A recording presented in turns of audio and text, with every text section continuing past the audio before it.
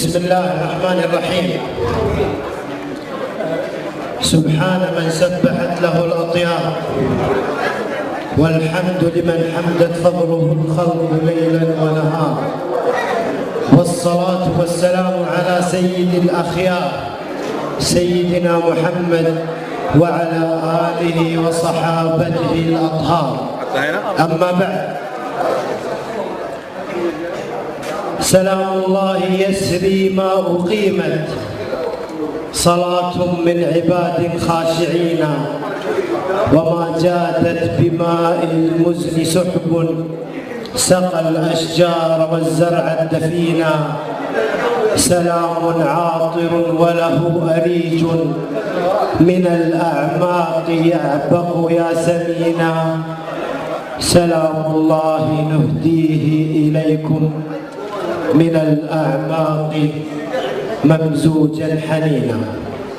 فالسلام عليكم ورحمة الله وبركاته.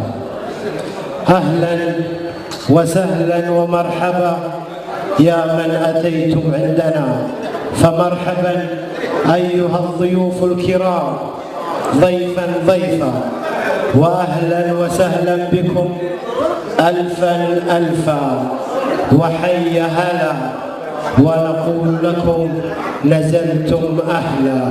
في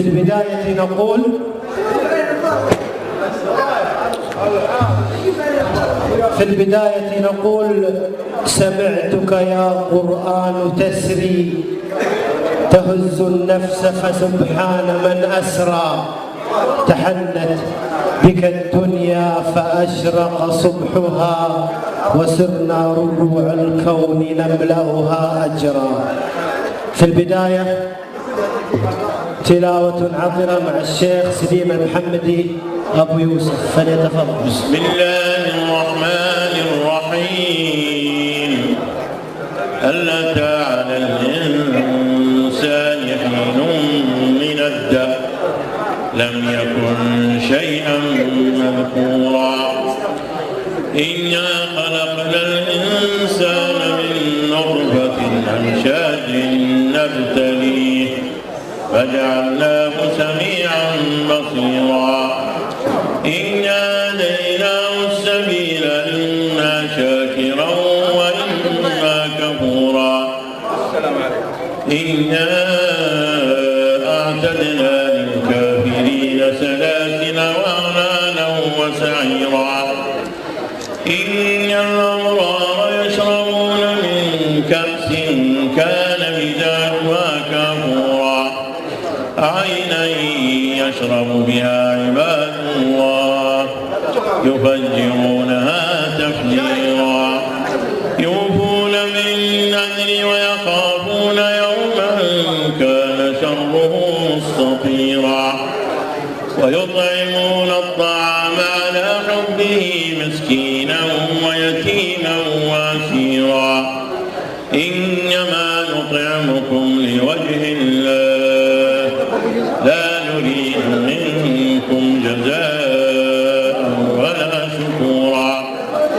إنا نخاف من ربنا يوما عبوسا قمطريرا.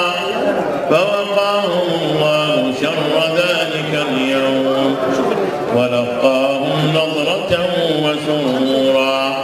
وجزاهم بما صبروا جنة وحريرا. متكئين فيها على الأرائك لا يرون فيها شمسا ولا زمهريرا. ودانية عليهم ظلالها وذللت قطوفها تذليلا.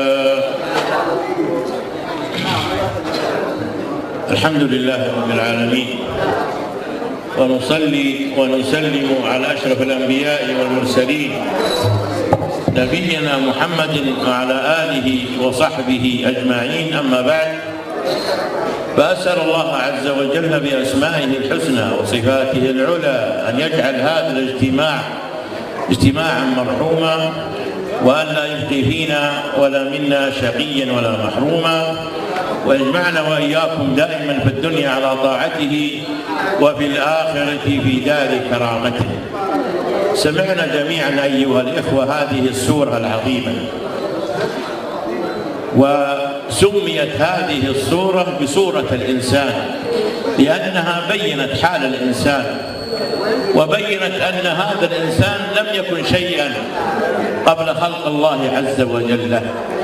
هل أتى على الإنسان حين من الدهر لم يكن شيئا مذكورا، ثم بين سبحانه وتعالى أصل هذا الإنسان وطبيعة خلقته. إن خلقنا الإنسان من نطفة أمشاج نبتليه، أن يبتلى في هذه الحياة كما قال عز وجل، ويتطور في هذه الحياة حتى يوضع في التراب.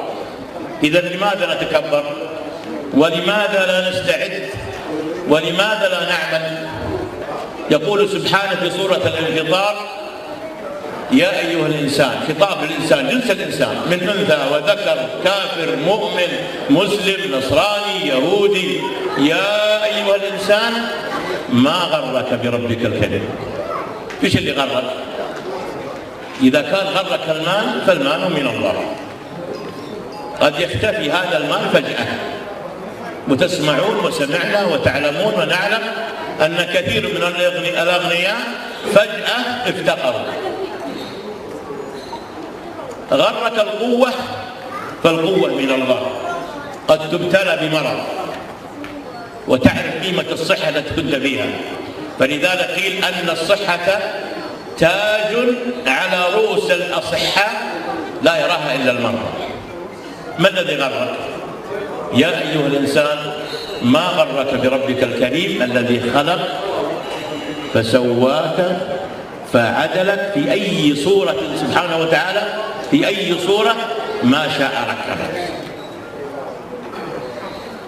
فالغاية من هذه الكلمة ومن هذه الموعظة أن نتذكر نعم الله علينا عز وجل، نعم ظاهرة ونعم باطنة.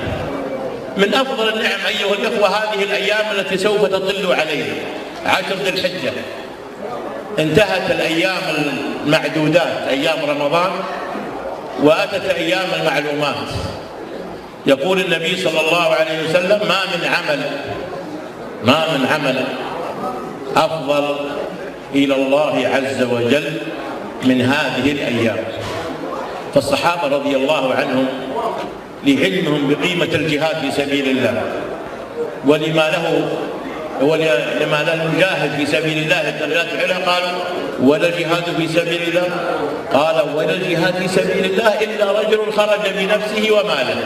يعني الرجل يخرج بنفسه ويقتل في سبيل الله ويذهب بماله ولا يرجع، فهو يساوي العمل في هذه الأيام من 1 ذي الحجة إلى 9 ذي الحجة. اعمل بها ما شئت من الأعمال الصالحة. قد يسأل سائل ويقول: ما هو العمل الصالح؟ العمل الصالح أيها الإخوة ما توفرت فيه شرطين: الإخلاص لله عز وجل ومتابعة النبي صلى الله عليه وسلم، هذا عمل صالح. أما إذا وافتقد أحد هذين الشرطين فهو مردود عليك ولا ينفعك. لو عملت من الصباح إلى المساء ومن المساء إلى الصباح والله مردود عليك. ليش؟ لأنه فقد شروط الصحة. فالأعمال الصالحة كثيرة: قراءة القرآن، الصيام، الذكر، صلة الرحم، أي عمل صالح فأكثر فيه من هذه الأيام. فإذا عجزت عن الصيام في تلك الأيام فلا تغلبن عن يوم عرفة، فإن فيه تكفير سنة ماضية وسنة قادمة. فأسأل الله، أريد أن أطيل عليكم، أسأل الله عز وجل أن يغفر لنا ذنوبنا وأن يصلح للأخ أبو محمد ولده ويجعله بارا فيه وأن ينبته نباتا حسنا. هذا وصلى الله على نبينا محمد وآله وصحبه وسلم. وسامحونا أيها الأخوة إذا كان خرج كلام يعني أزعل البعض، لكن أسأل الله مرة أخرى أن يغفر لي ولكم جميع المسلمين. وصلى الله على نبينا محمد وآله وصحبه أجمعين. اللهم آمين. جزاك الله خير الجزاء أبي يوسف. أما الآن أيها الإخوة الكرام مع قصيدة ترحيبية من كلمات وإلقاء محمد جزا الغيداني، فليتفضل. السلام عليكم ورحمة الله وبركاته. حياكم الله عند أبو محمد إبراهيم عيد الحسيني. أبو محمد يرحب بالجميع، الجميع مرحبا قالها إبراهيم عيد الحسيني. يا هلا بالبعيد ويا هلا بالقريب، فرحتي في حضوره للوفاء، فرحتي في حضوره للوفاء فرحتين والصراحة ودون مجاملة يا الحضور. والله إن سعيد بشوفة الطيبين، والله إنه يديم المعرفة والصداقة بيننا يا رجال الطيب طول السنين.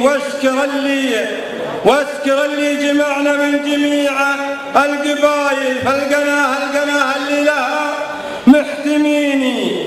واشكر اللي جمعنا من جميع القبايل، فلقناها اللي لها محتميني. أسس أركانها رعى الوفاء والمروة، عايد الله يبارك فيها ذرف اليميني. أسس أركانها رعى الوفاء والمروة، عايد الله يبارك فيها ذرف اليميني. ميتك فول صف قلوبكم يا النشامة، والله إن ترانا كلنا ميتيني. ميتك فول صف قلوبكم يا النشامة، والله إن ترانا كلنا ميتيني. والقناها رفعوها لين حتى الثريا، القناها رفعوها لين حتى الثريا. التشتت رب البيت ما هو بزيني، القناها رفعوها لين حتى الثريا. التشتت رب البيت ما هو بزيني. وانت يا الكايد جهودك تراها كثيرة، وانت الكايد جهودك تراها كثيرة. واضحات جهودك من 3 سنين. وانت الكايد جهودك تراها كثيرة، واضحات جهودك من 3 سنين. اشكرك والنشامة كلكم. الله اكبر، اللهم صل على محمد.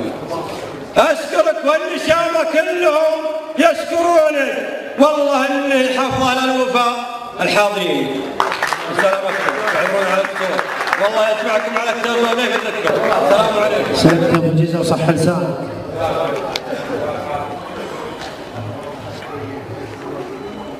أيها الحفل الكريم، نظرا لارتباط الأخ عبيد السحيمي بمناسبة وخوفا أن نطيل عليه، ندعوه هو والأخ دائر السحيمي لتقديم هديتين تذكاريتين مقدمة من الأخ دائر السحيمي أبو طاهر والأخ عبيد السحيمي أبو متعب قائد صف النخوة،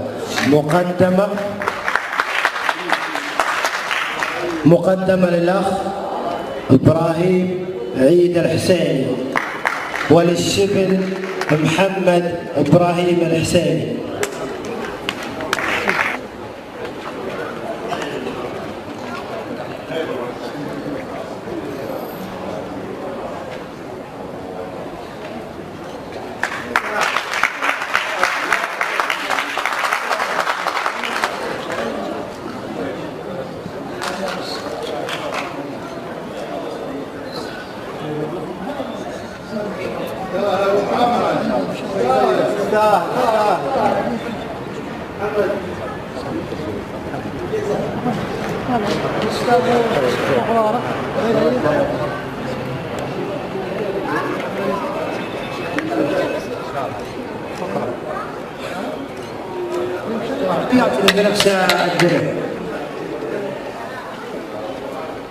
هدية من خوالك يا خوي الجنب يا الكايد، هدية من خوالك يا خوي الجنب يا الكايد، من متعب وابو طاهر لقدماته ليحبه، عسى الله يحفظ محمد حبيبه وعندكم زايد، وعسى الله يبلغ في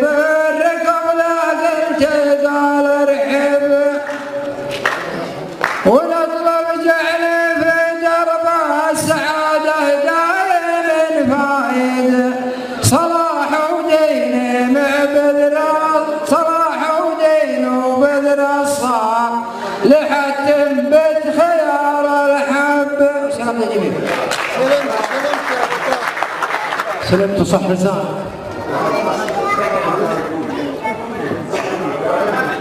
أيها الأخوة الكرام، الآن مع مشاركة من الأخ سليمان فرج الصاعدي، فليتفضل.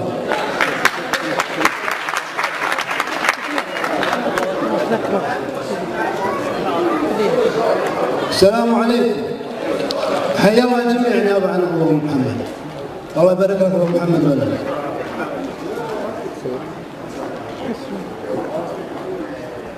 سلام يا راعي الحفل منبع الطين، يا نسل ذاك العود راقد طويلات، يا ابو محمد تستاهل المدح يا جديد، لانك كريم ولك وقفه بالصعيبات، من جاك له حاجه قمت له بالمطاليب، تفزع معه وتشيل عنه الثقيلات، تفرح بالمنجاي دور معازيم ولا تذبح للضيفان غير السمينات، وإذا سمعت اللي شكى بوقته النيل تساعده ما تتركه للعسيرات، وتصلح زعل من زعل هو القريب، واللي كبيرة عندهم جت صغيرات، وتفز للملهوف وتناطح الهيل، ولا تحسب حساب للهول المهمات.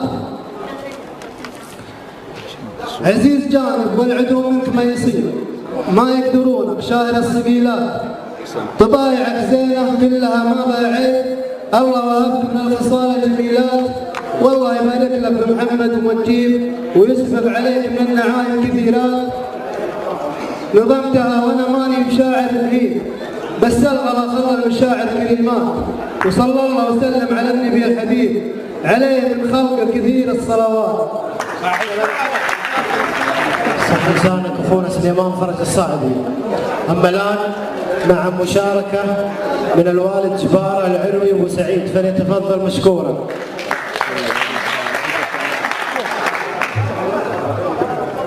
السلام عليكم ورحمه الله وبركاته.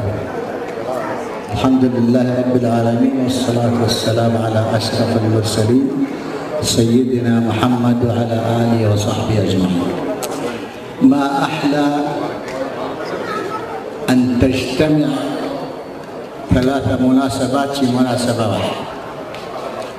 مناسبة فرح أخونا إبراهيم الكايد في ابنه محمد الذي بلغ حوالي السنة العاشرة، أسأل الله أن يحفظه ويصلحه ويجعله صالحا في هذا المجتمع. الفرحة الأخرى شفاء أخونا أبو ياسر المتواجد بيننا، وشفاء أخونا جهز اللي هو غيث، وشفاء مؤسس ديوانية طيبة أبو رحمة. الحقيقة أنني فوجئت بهذه المشاركات على أن هذا الحفل ما هو إلا مجرد عشاء واجتماع وتآنس وسرة. فوجئت بالقصائد ولم أحضر بذلك هذه المناسبة الخاصة بأخوي الكايد إلا بيتين من الكسرة عملتها على عجالة وأنا هنا جالس سأسمعكم إياها، ولكن أنا أنتهز هذه الفرصة. أولا لا أخفيكم وحتى لا يزعل مني أخوي أبو ياسر ولا أخوي غيث، عملت قصيدة خفيفة فأبو رعد وهم يستحقون قصائد في شفائهم، وأوعدهم وعد رجال إني سأنضم لكل واحد منهم قصيدة. الشيء الثاني يعني الحقيقة يعني ديوانية طيبة وكلكم أو غالبيتكم المتواجدون هنا من أعضائها، وأنتم الوقود الحقيقي لهذه الديوانية. نهضنا ونهضتم بها حتى وصلت إلى أعلى مستويات، وهي متواجدة وبصفة دائمة ومستمرة في التوب، وهذا ليس بجهود أبو رعد لوحده ولكن بجهودكم أنتم جميعا. وجدت عملت بها، اسمح لي مقدم البرنامج لو استرسلت قليلا، لأنه أنا حقيقة طماح شوي الوقت، أنا عارف إنه أزل، حبدأ وأخر بعض المشاركات إلى وقت آخر. أنا شفت المؤشرات يمين وشمال، ولكني أنا ذكي وأفهم كل شيء. عموما ورايا واحد حسيب ورقيق اللي هو سالم الحيسوني، يقول لي شيلة كسرة، وأنا الحقيقة جئت من جدة رغم أني لا أخفيكم أنه الحمد لله اللهم لك الحمد صار حادث علي بسيط جدا في السيارة عندما وصلت إلى أخوي هاشم الغامدي إلى مقر سكنه، ولكني بخير الحمد لله. على العموم لا أطيل، أقول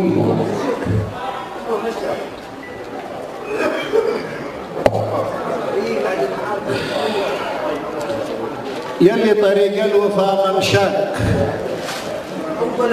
ما يوم قصرت عنه رجلك، الليلة السعد في محياك وكل الأحبة أتوا لجلك، صبرت حتى الكريم أعطاك، ولاهي كثيرة على مثلك، وإحنا عشان الغلا جيناك نشاركك في فرح نجلك. يلي طريق الوفاء ممشاك ما يوم قصرت عنه رجلاك، الليلة السعد في محياك وكل الأحبة أتوا لجلاك،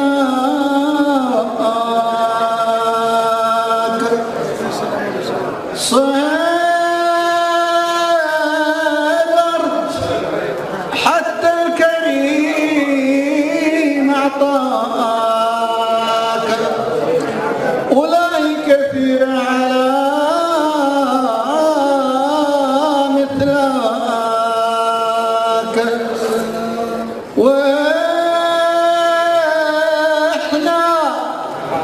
واحنا عشان الغلا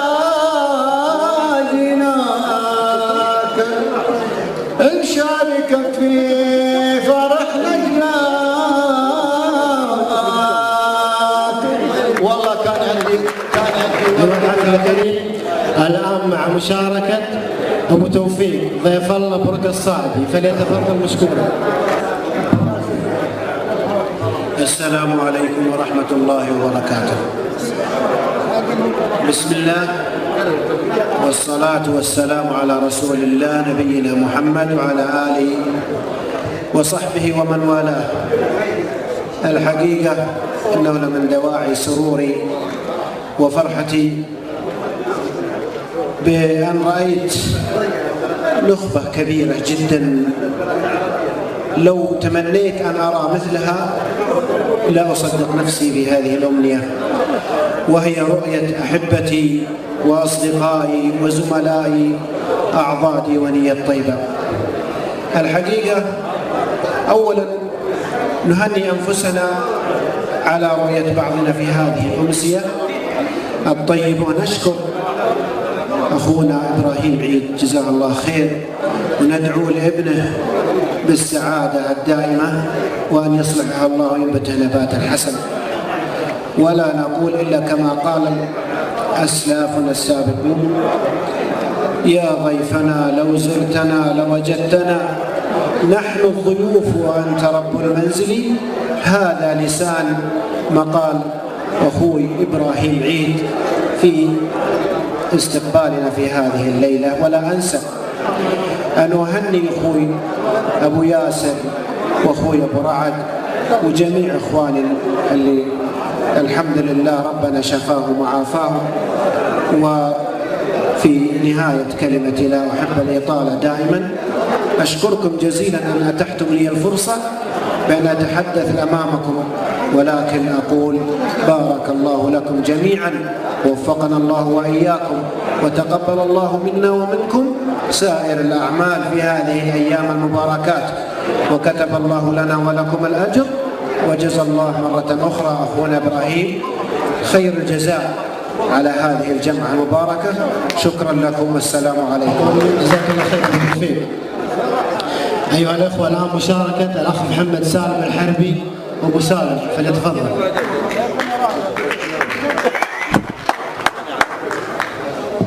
السلام عليكم ورحمة الله. والله مشاركتنا رؤيتها الوجيه. أول شيء محمد للسلامة لأبو رعد أبو ياسر وغيث جهز وجميع أخويانا، من بالك معز بن إبراهيم، والله ينبت ابنه نباتا حسن ويصلحه ويخليه له. مجرد مشاركة، لو أني من أهل الشيلات كان أشيله، لكن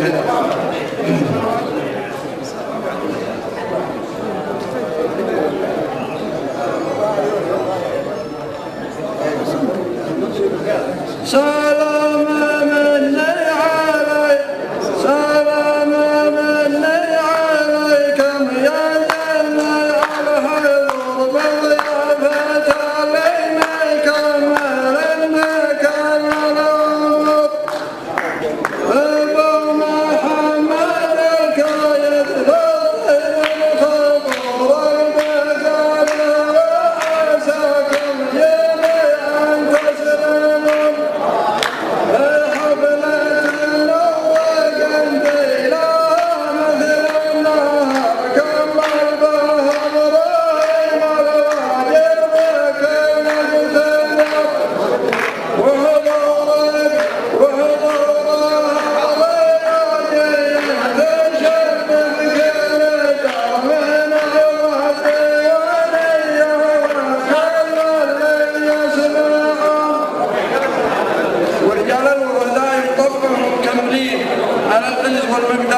متواجدين وبالميقاف والواجب طبعهم متآثرين صفة من صفات أهل الوفاء، وأنتم تعرفون وكل طيب يستاهل لا قول له، وكل طيب وكل طيب يستاهل لا قول له.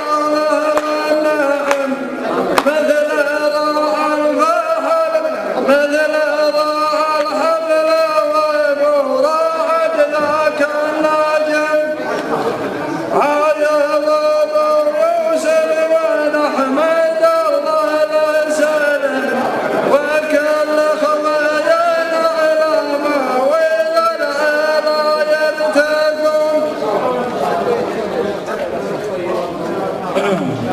ونشكر ابراهيم ومحمد رفيع القدر جمعنا على الكرم في صفات المعتبر عوفي من حرب، وكلنا بربع يفتخر والنعم بكل القبائل للطيره يقدرون. سلامتكم. أنت سالم يا أبو سالم.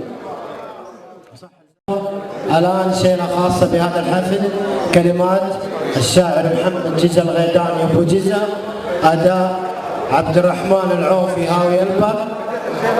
فابدأ.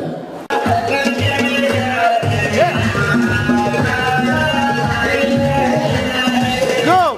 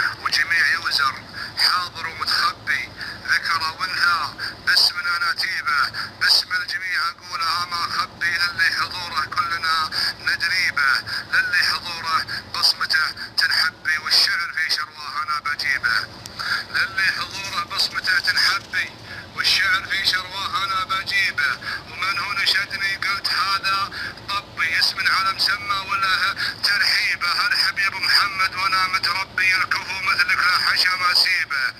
ارحب يا ابو محمد وانا متربي الكفو مثلك لا حشا ما سيبه. يا مرحبا مليار لك تنصبي، يا مرحبا في ذمتي يا الشيبه. ارحب ترحيب المطر ونصبي ونصب سي الواديه وشعيبه. ارحب تراحيب المطر ونصبي ونصب سي الواديه وشعيبه. يا مرحبا منا الى المسبي ومنها الى ما له مدى تغريبه. حيثك من اللي قاضيين النبي الطيب كله والسعد تحريبه. الكايد ما هو متغبي هذا حضوره كلنا نهذريبه. الكايد ما هو متغبي هذا حضوره كلنا نهذريبه. نفسه خفيفه التواضع شبي يا طيبها طيباه من تركيبه. من خف نفسه دايما وملبي ومتواضع للي عساه يثيبه. صارم وحازم دون صوت وسبي يقنعك بالحسنى ولا مريبه. صارم وحازم دون صوت وسبي يقنعك بالحسنى ولا مريبه. والحين جاء دور الشبل يا ربي انك تبارك في الاسد معصيبه. وانك تبارك فيه ثم ينحبي وانك تحسن خلقه وتهذيبه. وتجعله يا ربي لطيف محبي ويسجد لوجه اللي عليم بغيبه. وتجعله يا ربي لطيف محبي ويسجد لوجه اللي عليم بغيبه. هذا انتظرنا جيته من خبي والحمد للمعبود يوم يجيبه. الحمد لله قلتها من قلبي جابه لنا من بعد طول الغيبه. لا يا محمد احتزم للدربي دربك طويل يا عساك تصيبه. لا يا محمد احتزم للدربي دربك طويل يا عساك تصيبه. اوصيك في اللي دايما وتشبي في عمرها والشيذا داريبه. امك لها كل الغلا ينصبي لو ما تبر امك تجيك الخيبه. 9 شهور ببطنها من ضبي اوصيك فيها لا تجيك مصيبه. خواتك تكفى وانت درع الجنبي ذولا شعر من لحيتك مكسيبه. خواتك تكفى وانت درع الجنبي ذولا شعر من لحيتك مكسيبه. الطف معاهم طالبك يا الذربي وابشر بخير ما انتهى بهاقيبه. ويبيك خلك فزعته وتلبي للي يبي كله لزوم تجيبه. سلامتك مدت. مرحبا بخويانا يا لا لا لا لا لا لا يا لا لا لا لا يا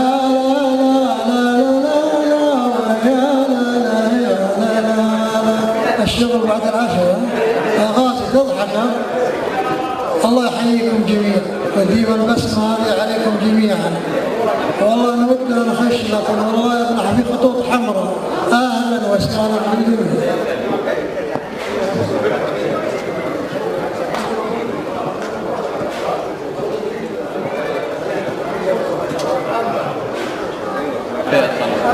بدري عليك الزعل بدري وهي معشوقه لابو جيزه صراحه.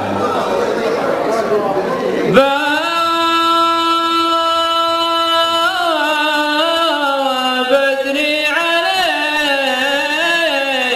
الزعل بدري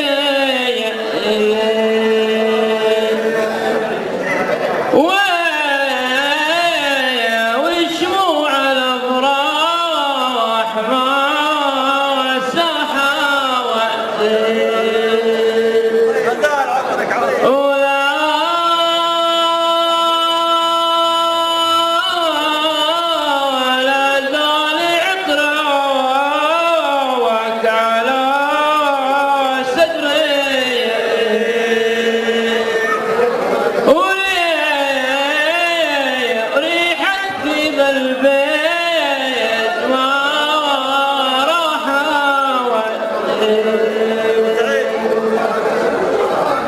وهذه بعد ما يسعد وساق عمنا القاموس الكسر يقول هم يعجبون النغنوي.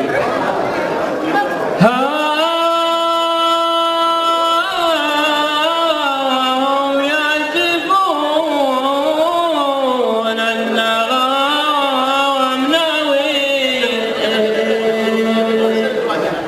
جاوى تجريح قلبي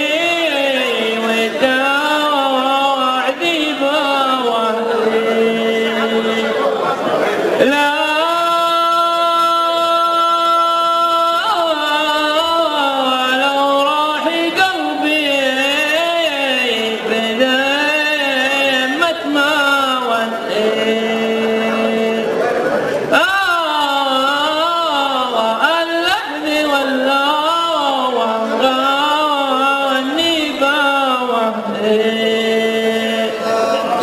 لسانك يا الفيصل، صح لسانك يا العم مبارك القاموس. ماجد ابو مديد يقول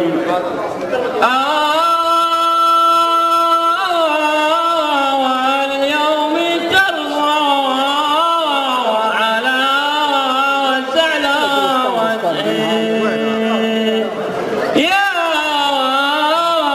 يجعل عليك الذي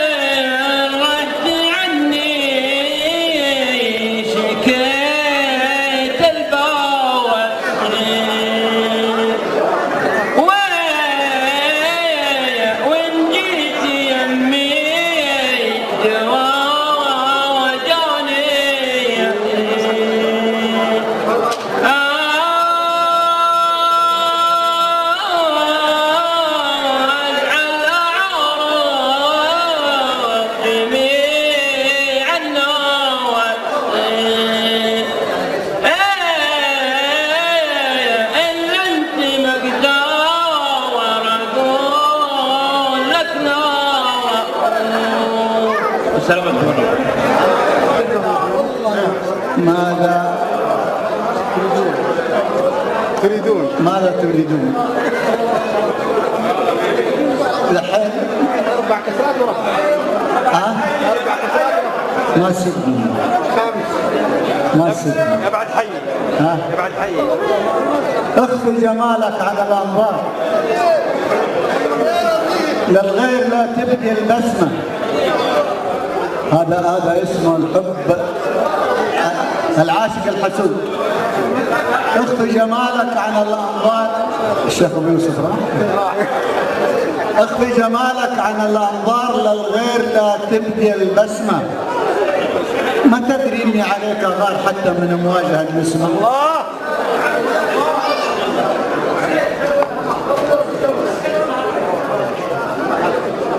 روحي غدت يا حياة الروح، شرابها الشوق وحرقها. عساك لأنك سمعت البوح تدرك عليها الحكاية.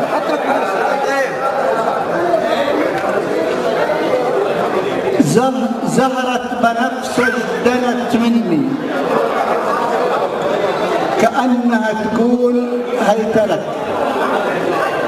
قلت اذهبي وابعدي عني قلبي لغيرك وله. أنا ليش بدأت في الغزل؟ حتى أقطع الشك باليقين. خلاص ما في شيء. لكن مو معنى أن الشاعر كله غزلي. أقول يا راحة البال لو ورناك لمعالج قلوب ملهودة، لكننا ما تحصلناك. كلك من الكون مفقودة. ونصيحة للشباب اللي يغضب بسرعة. الغضب بصفة عامة وغضب الطلاق بصفة خاصة. كسرتين قلتها.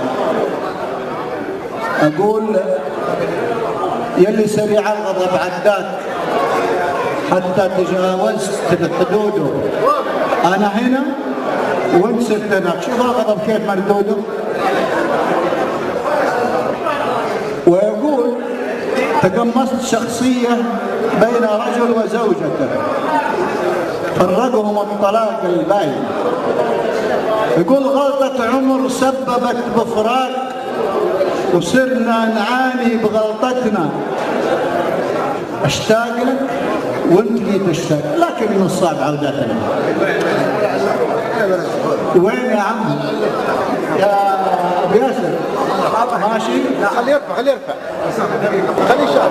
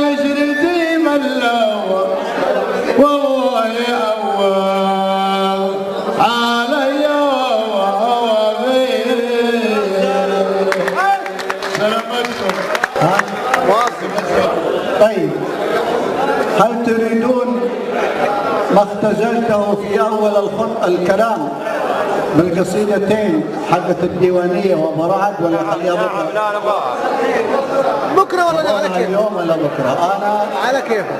علشان ما أدري وش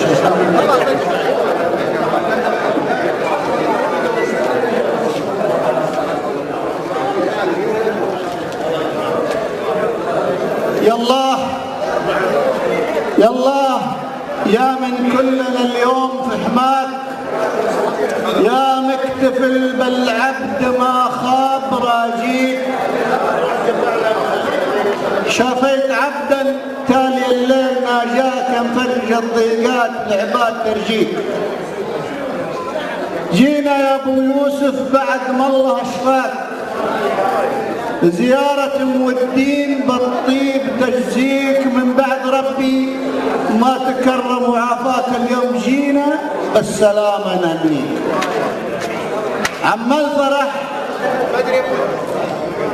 عمال فرح بصدورنا يوم شفناك طيب عافى، والسلامة تباريك واحلى الليالي يوم نسعد بلقياك، يا من تود الناس والناس تغليك.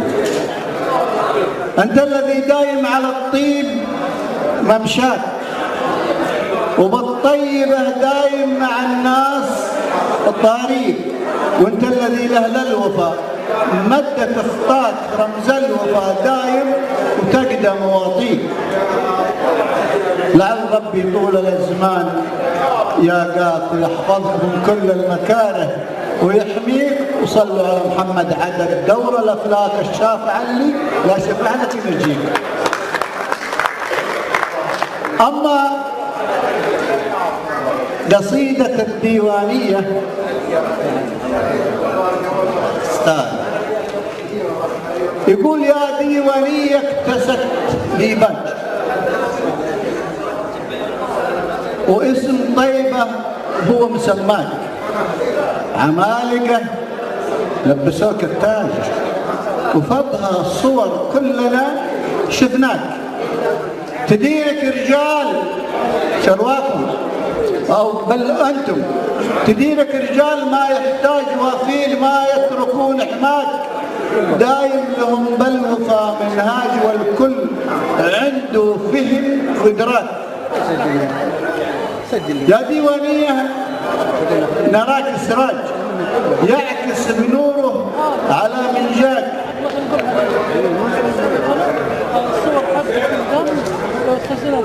دايم على مستوى وهاج من زارك بيوم ما ينساك، ممشاك في سرعة الميراج الأولى الدوم في ممشاك،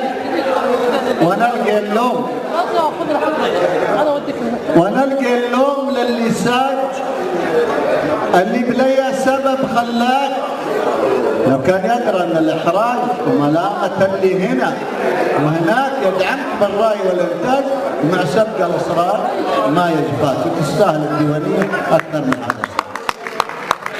اعود اختتم برفع كسره حتى نعود الى شعر الكسرات واترك المجال للاخوان جميعا.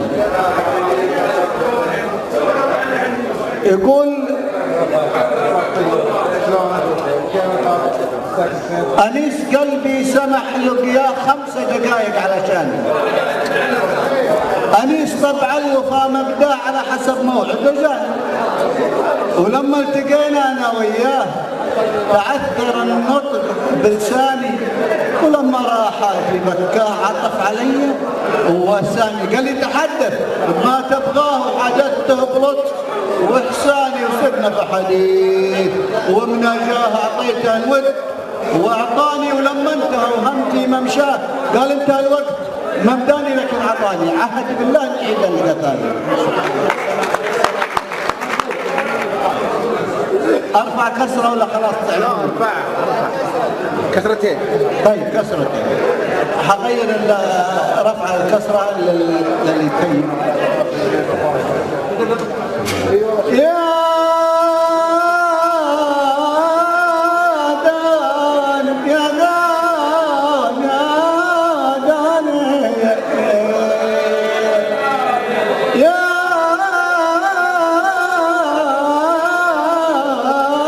دان يا دان يا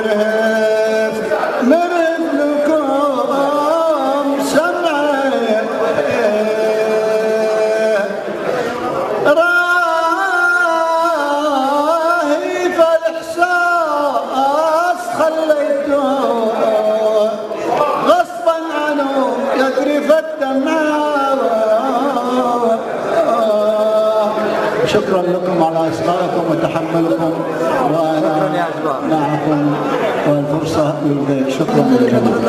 بعض الشباب أنا ما نفترض لا صغير ولا كبير. لا تضايقونا التربية لا تضايقونا، لا خلوه يجري من حياته ذمارا، لا حرام من عقب الرضا تزعلونه، لا شوفوا عيونك كذرين وحذرا، لا غلي لو كان لا الملا يرخصونه، لا حل بيده يا غرام عمارة، لا ما تفهمون الحب ما تفهمون، لا فوق الخيال أنكم الله يرى، لا ما تفهمون الحب ما تفهمون، لا فوق الخيال عنكم الله سرا، لا صرتنا محروم لا تحرمون، لا خلوها ضعيف نجد تنثر شعرا، لا اجي وروحه عزة من عيونه، لا لين اظلمت الدنيا بنور غمارا، لا والقلب ما يسمع ولو تعلنونه، لا والروح عنده يلي وحظ سارا. اهلا وسهلا بالجميع. ابو رعد ما عندك شيء يقال، واحيانا هني صاحب الفقر وحيانك الشيخ والبس شماغ وعقال وحيان اسير وعلى الراس بتره الناس فيها هم يا طيب البال خذ لك من ايامك وانا اخوك عبره ترى اختلاف الحال حال مع الحال يعطيك في الدنيا مع الناس خبره كم عاش في الدنيا فقير من المال ما فات غير النعم حتى بقبره وكم ولد لاش عاش في بارد ظلال ما فات شيء ومات زول وذكره والوقت نفسه ما تغير ولا زال يوم وسنة والشهر نفس شهر بس البلاء بنفوسنا صبابان نركضها الدنيا على غير قبلها يا هلا ويا مرحبا عند معزلكم اهلا وسهلا بالجميع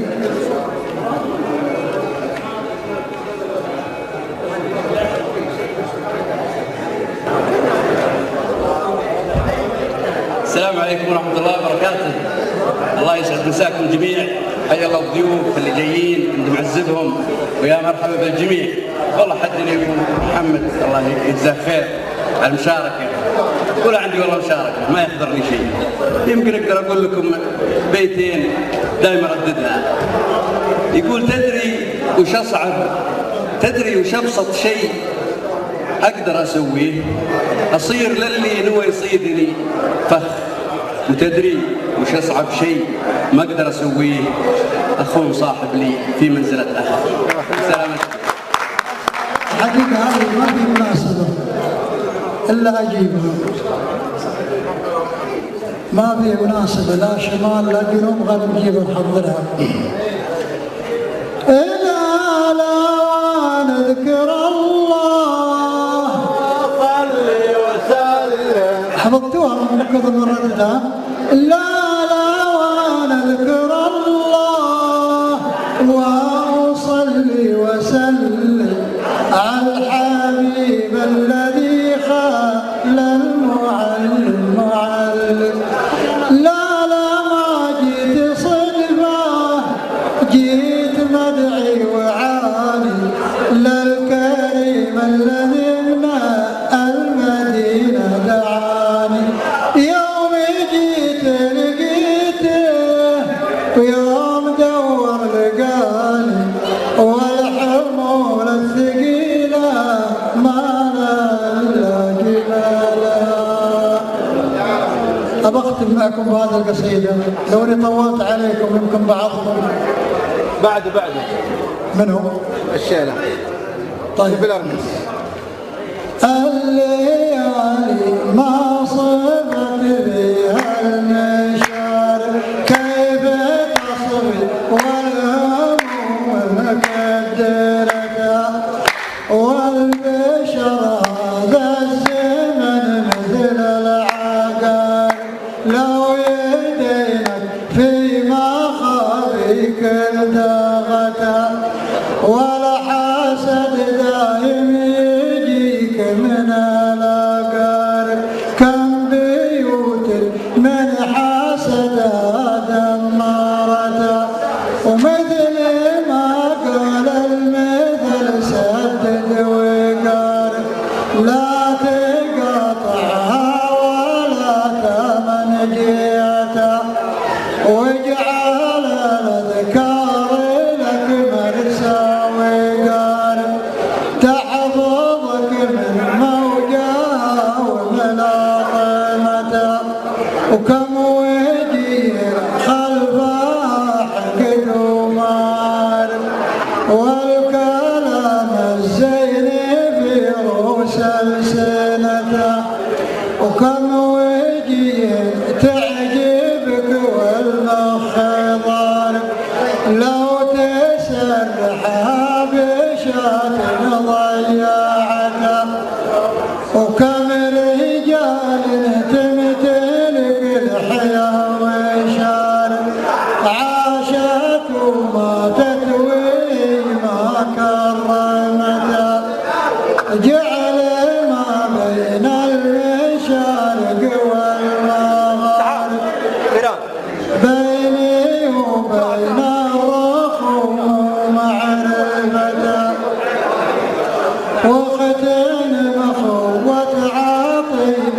من المضارب الرجال اللي رفيع منزلته للحمول الكايد ضرن وغالب لو طال الوقت بانت منفعته وعرف الناجح دايم محارب لا تحطم كالرخوم وبربرته ولو تشوف اللي تشوفه لا تقارب روسنا سود الليالي شيبته روسنا سود الليالي شيبته.